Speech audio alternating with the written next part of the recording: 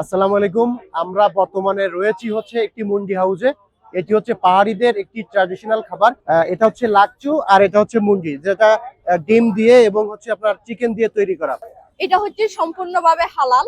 আর আমরা হচ্ছে মুরগি জবাই করি না, লোকাল দোকান থেকে আপনারা যেরকম করে নিয়ে আসেন আমরাও ঠিক ওইভাবে নিয়ে আসি। এটা হচ্ছে ডিম ও চিকেন মুন্ডি। এটা তো হচ্ছে ডিম আসে, চিকেন আসে আর রাইস নুডলস থাকবে।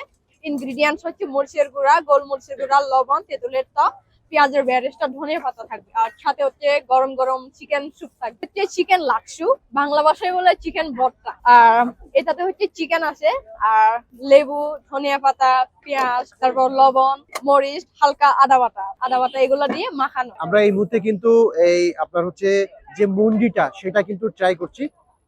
এটা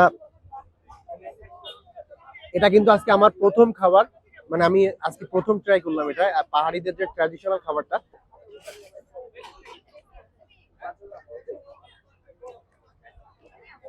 মাশাআল্লাহ, অনেক টেস্ট। এখানে যদি আপনারা আসতে চান তাহলে চলে আসতে হবে আপনার সংসদ ভবনের সামনে শেষ ভবনটার উল্টা পাশে আপনাদেরকে চলে আসতে হবে। স্ট্রিট ফুডের সঙ্গে থাকবেন। ধন্যবাদ সবাইকে।